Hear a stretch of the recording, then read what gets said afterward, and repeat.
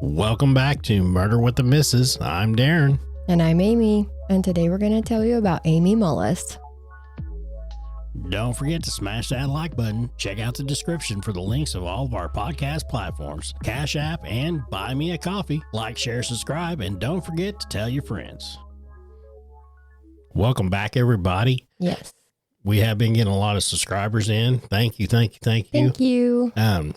But with the St. Patty's Day drawing coming up, when you guys subscribe, don't forget to comment clover, shamrock, or put a clover, 3-leaf, 4-leaf, I don't care. Mm-hmm. Give me a GIF, meme, a video, I don't care. Whatever you guys want to do. I like funny things, but it's got to be one thing, or just give me the word clover and that'll enter you to win. So each platform that you guys subscribe to, that's an entry. That equals one entry. And then whenever we do the live, that's going to get you, when you guys show up, I'll see you guys up on the screen. That gets you 2 more.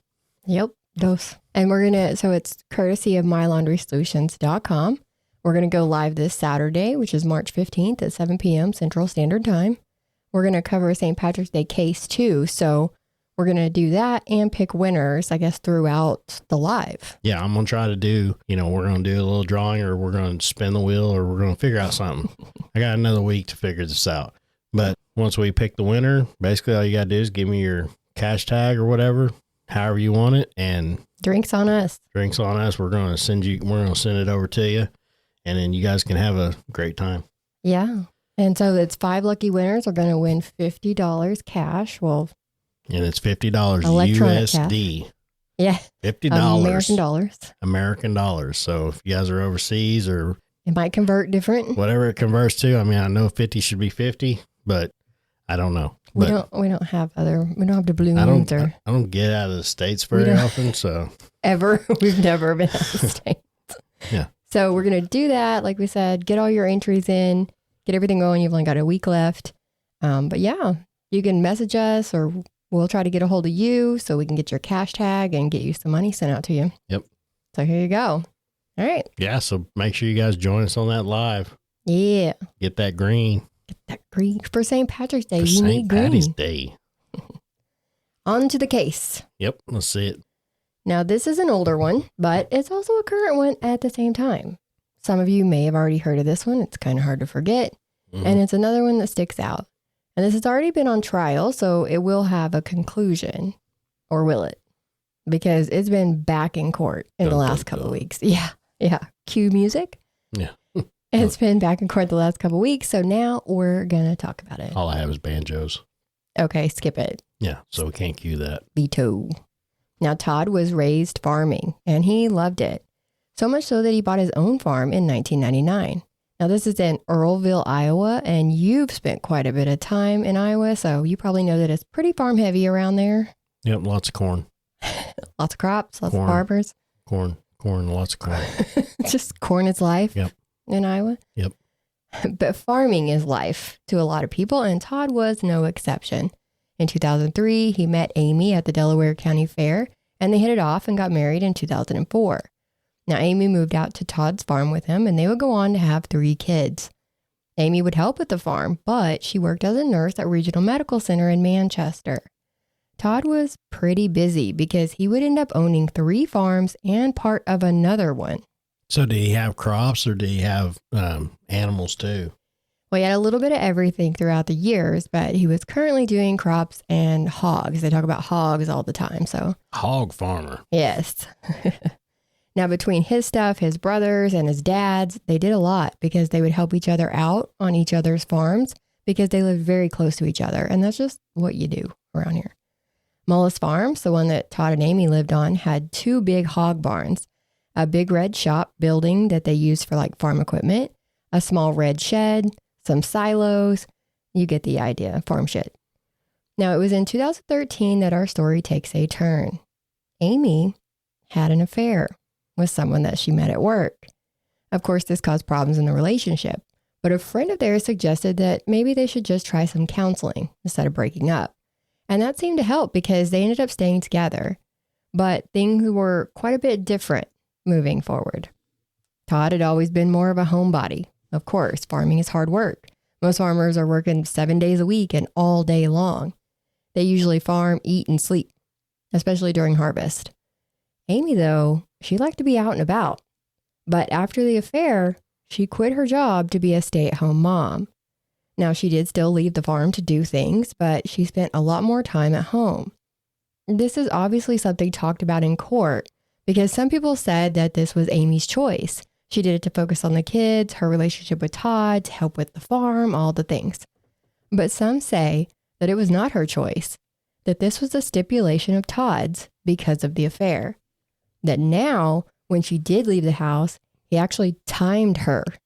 Like, if you're going to the store, it should take you this long to get there, this long to get home, shit like that. 30 minutes. Exactly. Yeah.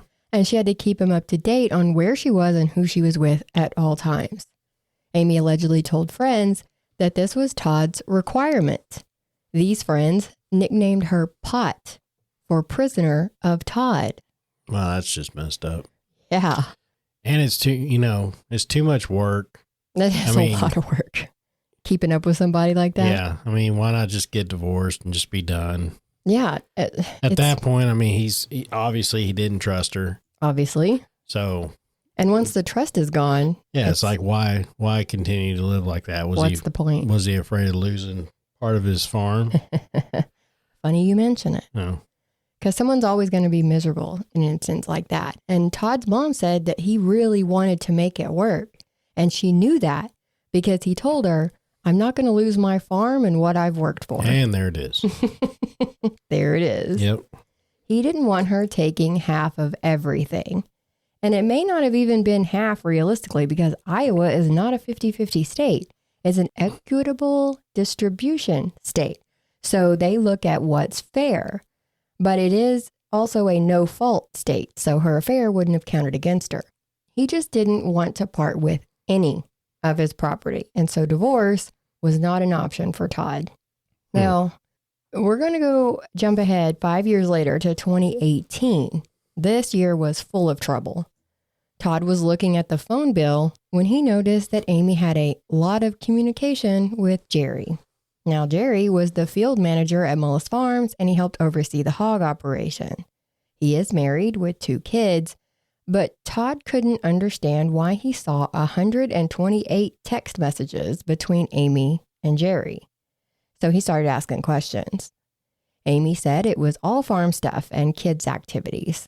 I think their daughters were in gymnastics together or something like that. But Todd confronted Jerry, and he denied anything nefarious. Nothing's going on. Sleep with Amy? Gross. Never. Wouldn't touch her with a 10-foot pole, Todd didn't like that answer, so he went to Jerry's wife.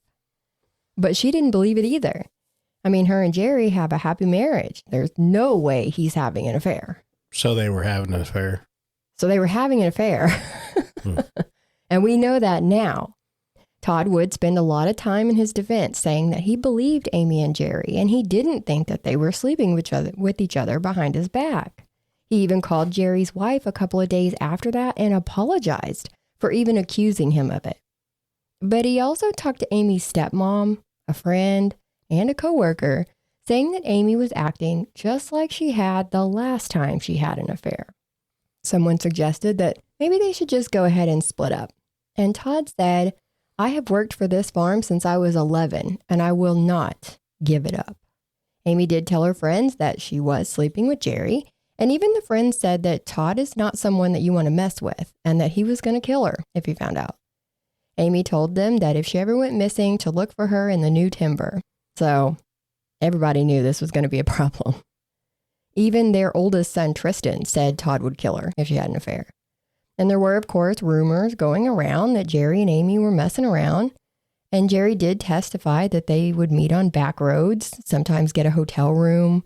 Some people probably noticed things. Amy used this to her advantage by telling Todd that this was all just rumors. It's just town gossip. Nothing to see here. Now, by July, Amy was done. Not just that she wanted to leave Todd for Jerry. I don't think that Jerry had any plans to leave his wife at that time.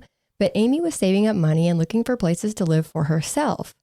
She said Todd didn't want a divorce because he would lose half of everything, and that was socially unacceptable. I mean, people get divorced all the time. All the time. Yeah. But they talked about him being worried that he would be looked at like he was a failure or something. But then her grandmother passed away, and she had her brother store Grandma's plastic-covered couch, I'm assuming. She had him store all of her furniture so that she would have something when she left Todd, something she could use. Shortly after that, her uncle suffered a brain bleed, so she was spending a lot of time helping take care of him, and she was away from the farm.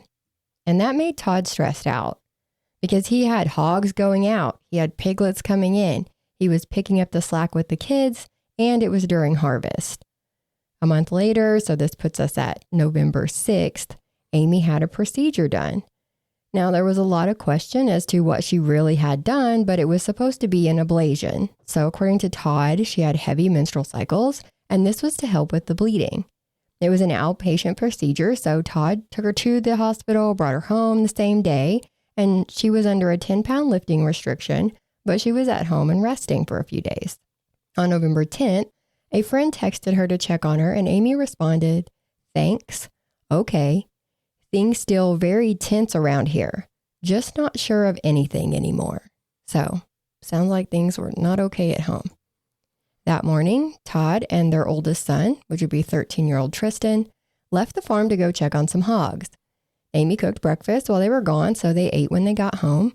And then Todd and Tristan went out to the hog barn to get it ready for those piglets that were coming in. And Amy wanted to help, so she went with them. Now, these hog barns are about 100 yards long, so the length of a football field. They're big.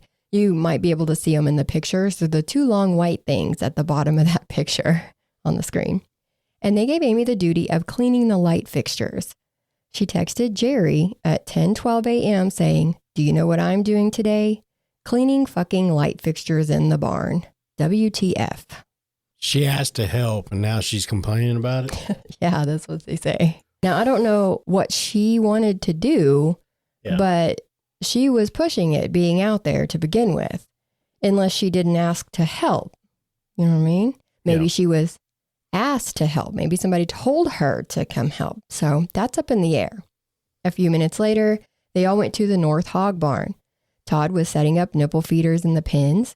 Tristan was bringing heaters from a storage area to the pens, and Amy was still cleaning light fixtures. She was balancing on a 5-gallon bucket and kept having to get down and kind of recalibrate because she was having dizzy spells, so she was unsteady on that little bucket. They're not very big. Yeah, I mean, she should have been in the house. I mean, she wasn't ready to do all that. It sounds like it. It sounds like she was not back to normal yet. But according to Todd, she wanted to be out there, and they would tell her to go inside, but she wouldn't do it. So Todd suggested that she go and get the pet carrier out of the red shed instead. They were going to be using the skid loader later, and they would have to move some equipment in and out of the shop building to get to it.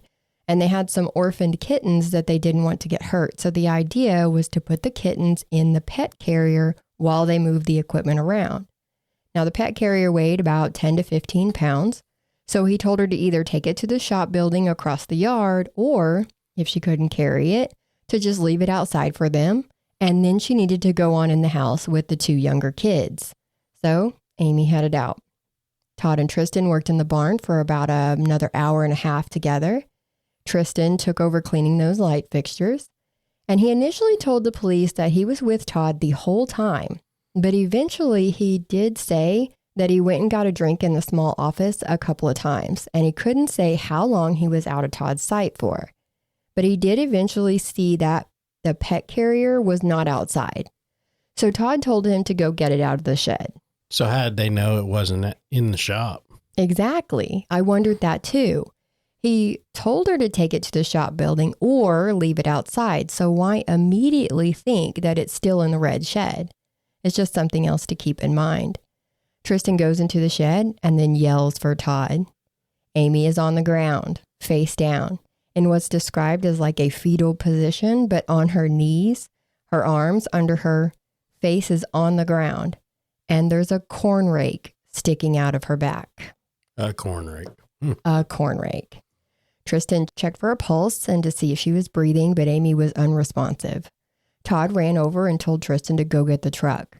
Now, this is a very cramped area. There are totes and big augers around, so Todd can't move her with that rake sticking out of her back. So he leans her against his arm and with his other arm pulled the rake out of her. With one hand? With one hand. Was it all the way through? The tines were sticking out of her chest. It was all the way through. Tristan had come with the truck by this point, and he says that he did see Todd pull that rake out of her.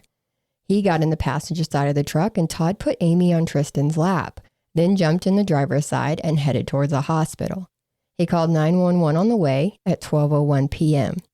He told the operator that Amy fell on a corn rake. She told him to pull over and start doing CPR.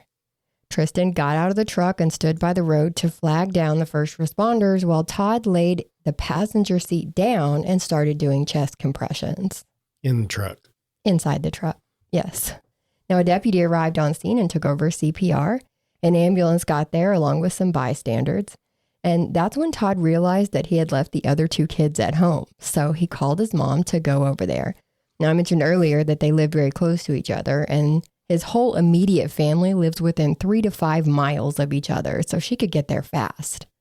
One of those looky-loos took Tristan back to the house with the cops so that they could take a look at where this happened. Another person drove Todd to the hospital. Amy would sadly be pronounced dead at the same hospital that she used to work at. The medical examiner noticed that Amy had injuries to her chin, her cheekbone, knees, and the knuckles on both hands. Her chin had both crushing and scraping components, but there was no debris in the wound from hitting a surface. Now, because Todd had said she fell on a corn rake, the ME asked to see it. And this is when he noticed a pretty big problem. The corn rake has 4 tines. That's typical. That's typical. Yeah, and I want to pull up the case pick. Yeah, pull it up so you can see it. So the corn rake is in the bottom. If you're watching the video, it's at the bottom of the case pick here on the right. So you can see it. It has 4 tines. Yeah. Tell me why she had 6 puncture wounds in her back. Oh, so did it twice. Mm-hmm. It's actually 5 in her back and 1 kind of over to the side. Now, he called in the state forensic pathologist to have a look, and they determined that if she fell on that corn rake, she would have had to fall on it multiple times. Or the alternative would be that someone impaled her with this rake multiple times. Either way, it doesn't add up, but it definitely looked suspicious. So they classified her death as a homicide. Yeah, somebody was swinging it. Swinging. She said that the damage to Amy's left hand could be defensive wounds, consistent with a struggle. She had blunt force trauma to her chin, cheek, and ear. The punctures on her back had 2 different wound paths, with 2 at a slightly upward angle and the other 4 at a slightly downward angle. So now they really know that this is multiple times this has gone into her back. Police seized Todd's electronics, including the iPad that he kept in his tractor. He had a camera system with 2 cameras. Now, no video from the camera pointed at the red shed could be recovered. The video from the camera pointed at the yard between the buildings had a gap from October 29th to the day after the incident, November 11th. Yeah. Todd said that the day after Amy died on November 11th, family was at the house and someone mentioned that, hey, what about your cameras? Did they catch anything? Maybe someone came and did this to her. So Todd went to check it out and it wasn't in its place on the windowsill. The cats must have knocked it over. So he put it back right, and that's why the video started again on that day. Police couldn't determine if it was turned off or if the footage was actually deleted from that machine. But let's talk about the search history they found on Todd's Google account. So this would have come from his phone or his iPad, anything he was logged into. The searches include: did ancient cultures kill adulterers? Good Lord. Thrill of the kill. Thrill of the kill. Thrill of the hunt. Wow. Famous quote, no thrills like that of hunting man. Killing unfaithful women. What to do with large open chest wounds. And organs in the body. Now, the organ one was searched 4 days before her murder. Wow. Yeah. I mean. Yeah. Wow. Now, on the stand at trial, Todd said that they watch a lot of the History Channel. Mm-hmm. Yeah. I mean, I'm always watching the History Channel, on what you do with open wounds on a chest. Well, that part he said was because his daughter was taking her hunter safety course. Mm-hmm. And then that search about the organs was the day that Amy had surgery and their daughter was asking questions about it. Sure. So they're like, so she's having an ablation done and you Googled where organs are in the body to show her what was happening? Like, it didn't make sense. And these were all searches done by everyone in the family, according to Todd.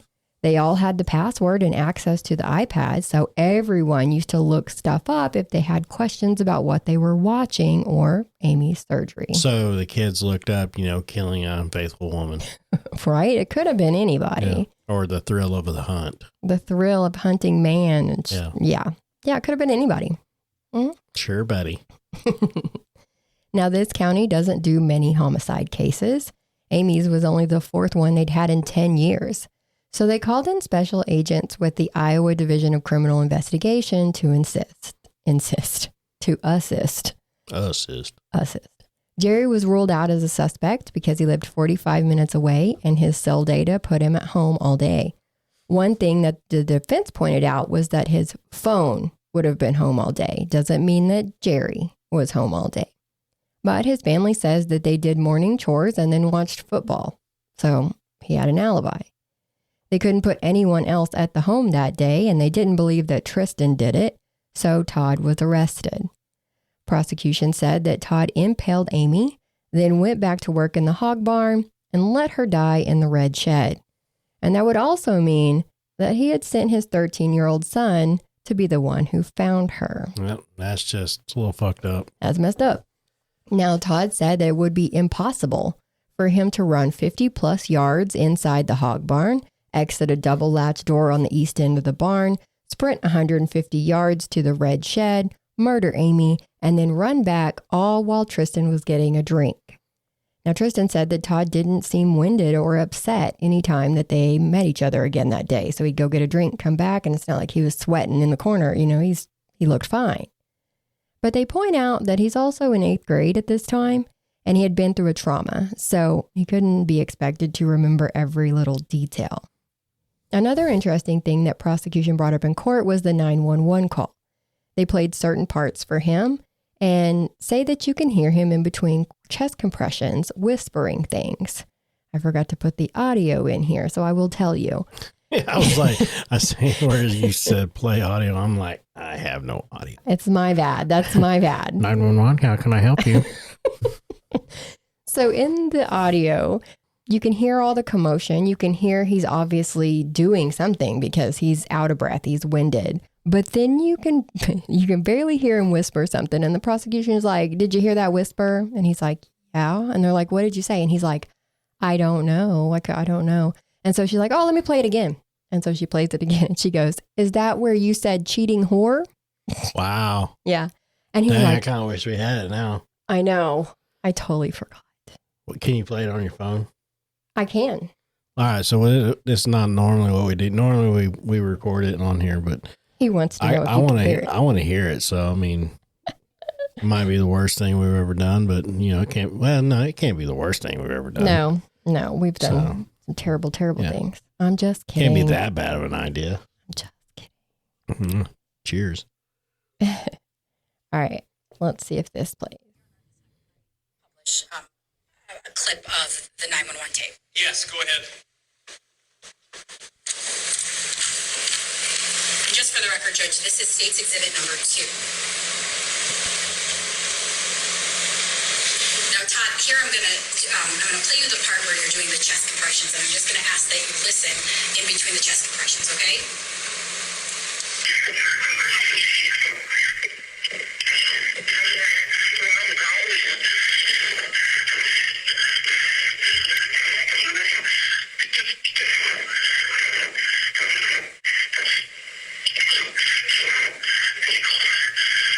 Now, Todd, did you just hear that whisper at the end of that?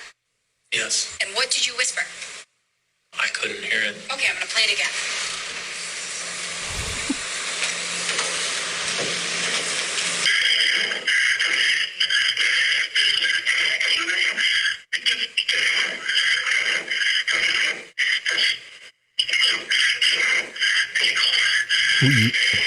Todd, do you whisper cheating whore right there? No. So you don't remember what you whispered?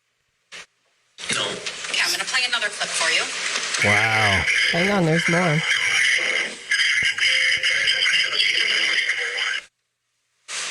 Do you know what you whispered there? No. Did you hear that? So I'm going to play that part one more time. The first clip is 6:53 of that second tape. And this second one is right at 0700. Just try to listen really closely. I just want to know if you remember what you said.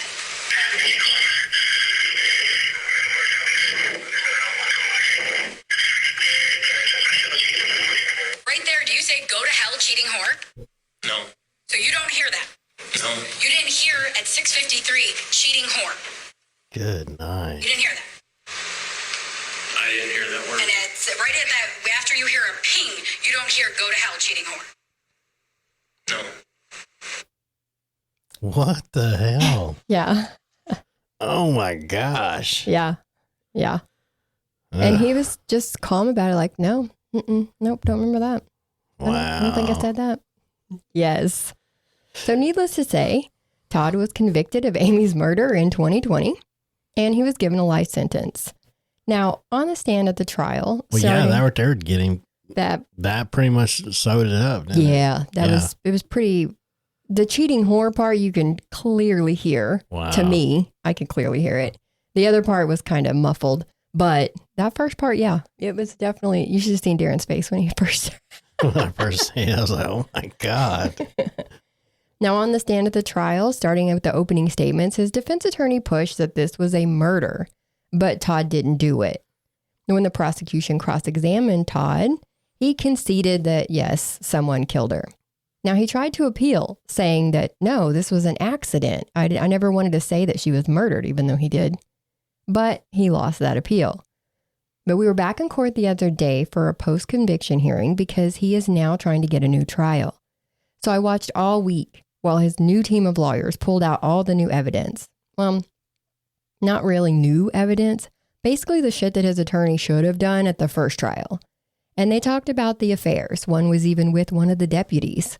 There was no blood spatter on the walls or surrounding area to show that there was cast off, which you expect to see if someone is repeatedly impaled. And then she had been wearing a pink Carhartt coat that did not have 6 holes in it. It only had 4. How is that possible? They brought in their own experts. Like I said, something his original attorney should have done and did not. So he was saying it was murder. So why is he bringing in experts? Right. Why would the attorney bring in experts if they're going with the murder route and not accident route? Yeah. So it made sense that he wouldn't. And that's the point that they're pushing to get ineffective counsel for his first trial. Now he's trying to show that this was an accident. Todd's sister testified in the recent hearing that the OG attorney didn't even tell them that this was the defense he was putting on. It was like a surprise to them when he brought it up in his opening statement. Even Todd was surprised. So these experts that they brought in now refer to the 6 wounds with letters A, B, C, D, E, and F.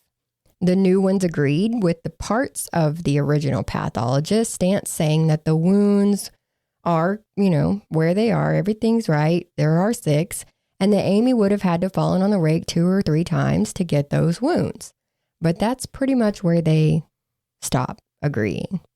The defense's pathologist, Dr. Hammers, says that wounds E and F are the same, but they are different than A, B, and C, and different from D. So since those 3 sets are all different, that's why they believe she could have fallen on this rake 3 times. Now, D was a little bit of the odd man out because there's literally, it's on kind of her side, and there was no defect in her gray shirt that she was wearing where D would have been on her body. So there's no hole in the shirt, but there's a hole in her. Tell me how. Now, Dr. Hammer says that the injury to the jaw, she had a huge, that was a big thing, could have been from her chin being against a hard surface for a period of time. Like she was laying in kind of a fetal position with her face on the floor. So they're saying that could have caused it. It's like a pressure mark. And that the bruising on or behind the ear could have been caused by the multiple earrings that she was wearing that day. The eye damage could have been caused by life-saving efforts. I don't understand that one. Maybe somebody can explain that to me, how your eye gets damaged from CPR, but okay. Was it like blood vessels? No, it was like it was like almost like she had been hit. Yeah. So they were like, how? And the damage to her hands, remember she had knuckle damage on both hands. They said that that was from her cleaning those light fixtures. Now she says that the cause of death is actually a pneumothorax. So wounds E and F, those last two, those punctures were small holes allowing air to come into the left side of the body, but it couldn't come out. And so that's what caused her death, and that it should have been ruled as an accident, even though she agrees that Amy would have had to fall in that rake 3 times. I just can't see how that could have happened. Same. I mean, because like you said, it went all the way through. When they found her, there were 2 tines in her and 2 tines out, and those 2 tines were sticking out the front of her chest. Yeah. I just don't, I mean, and she fell on it. They explain it. Pulled it out of herself, and then fell on it again, pulled it out of herself, and fell on it again. They actually break it down. I'm going to break it down for you. I don't see how. We're going to see. Yeah. All right. So this pathologist, when she was asked, how could this happen? Like Darren's asking, she couldn't tell him the how part of it because that was out of her realm of expertise. So in comes the biomedical engineer. The way she explained it is that there wouldn't be enough force for someone to be able to swing the rake and cause the damage. Neither could someone have pushed her and her fallen onto the rake. Because she said when pushed, your body rotates. So like if you come up to me and you put both hands and apply pressure to my shoulders are going to go back before the rest of me does. You know what I mean? So your body is rotating. And as your body would rotate, of course, the wounds would be different than the wounds that Amy actually had. She had to go straight onto it. Now, she did say that when you hyperextend your back, it bunches together, right? So then if you're punctured one time, it can actually make more than one mark when you straighten back out and flatten your back out. Okay. So her theory is that she fell onto the rake and got wounds A, B, and C. Then she had to try to roll over because the rake handle is down her back and onto her butt. So she couldn't have like bent to get up any other way. As she rotates to the side, C came out and caused D because it's on her side.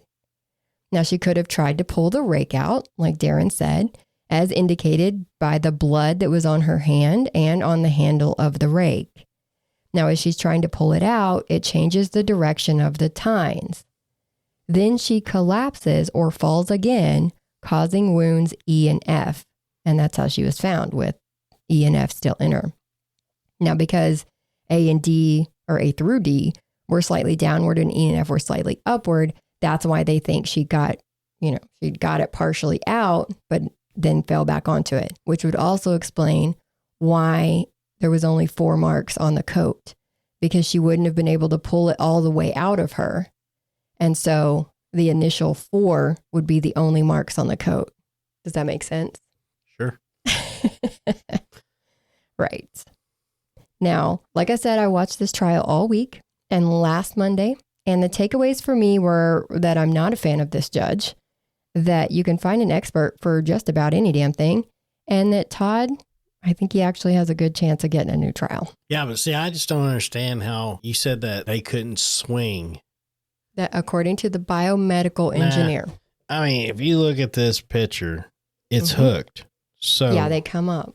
So they come up and they're hooked like this. Yes. Which means you can. Right. You know what I mean? You could, but they're saying there would not have been enough force because, I mean, it literally went through her breast implant. So, I mean, it had to go all the way through. I don't think it's unheard of. Or it was hanging up and he grabbed her, picked her up, and yeah, but then that would be one. Then how'd the other marks get there? And then maybe she fell off and then he left her. He could have done that and then left her. Yeah. And then she could have tried to get herself up and caused all the other damage. That could have happened. Yeah. Because he had just found that rake in the yard like a week before that and put it in the shed. Yeah. Well, I'm convinced that He was swinging that thing. So the biomedical engineer claims that it would have to be laying down, and then she would have had to have fallen onto it. And then it happened the way she said it. Well, then he picked her up and slammed her down on it. Or he picked her up and slammed her into it. Yeah. I don't know. This one is one of those things that immediately my brain goes, no, she didn't do this to herself. Yeah. But does your brain immediately go to on a 911 call and be like, yo, you cheating whore? Nope. You cheating whore? No. No.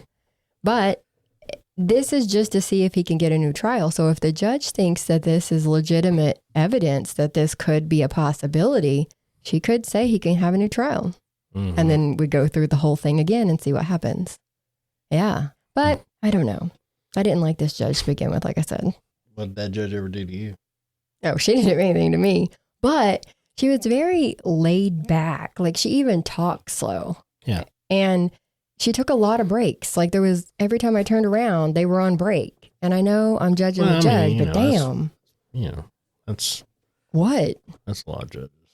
I mean, this just drove me nuts to watch this because they'd say something and she'd go, well, I'm going to allow that. And it's like, oh my God, did you just wake up? Have some coffee. Mm-hmm. Anyways, it's really hard to get a new trial, but his lawyer in the first trial didn't seem to do him any favors. He did go with this being a murder, and Todd did admit to the prosecutor that someone did do this to her. So the judge could say that he went along with it. You know, kind of like you get what you get and you don't throw a fit. But this new herd of attorneys came with receipts. Like they had emails and shit from Todd to the attorney saying that they needed experts for this and that. So that makes it look like he was trying to show this was an accident. Mm-hmm. So I think it really could go either way. Yeah. Yeah. Whatever. And like I said, we don't know anything until they meet back up on April 8th at 4:30 to do the final briefing. I was so pissed because after all that, they're like, all right, see you in a month. I need closure, damn it. So I could have waited for another month to do this case, but now that I'm back to being all involved in it, I wanted to tell you about it. So here we are. Yeah. Well, I mean, we can always do an update in April. Yeah. Yeah, we'll probably do that. We'll just come back. We'll see if, they have more 911 calls come up. That really got him. Yeah. Because dumb.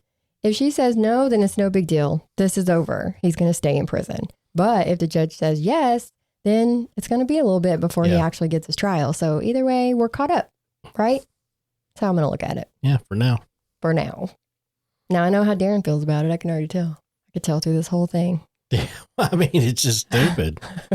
I mean, the dude felt the type of way. I mean, I understand that. I mean, whatever, but that farm isn't everything. Obviously, you built that farm. Right. You could start over. He's got 3. Yeah. Or you know what? You could just buy her part out.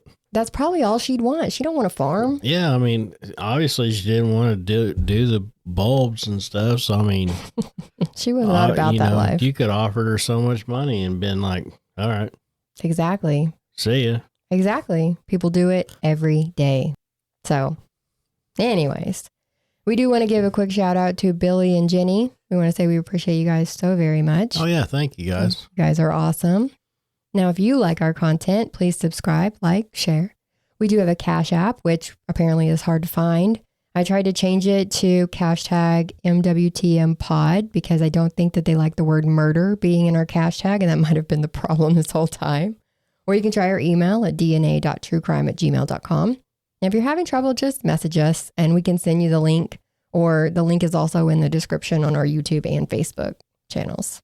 Yeah, or we also have Buy Me a Coffee at buymeacoffee.com/MWTM. And don't forget to tell your friends, as always. As always. And that's it. Sorry. I was reading past the end and everything, and it was like, it says like court docs. And it's my sources, my list of sources. I thought there was more. Anyway, that was funny. All right. Well, thank you guys for watching. And don't forget to make sure that you guys subscribe, put me that clover, that shamrock, that 4-leaf, that 3-leaf. I don't care. That funny GIF. Give me a meme. Mm-hmm. Enter to win. Tell your friends to enter to win. See you on the live. Till next time. Bye.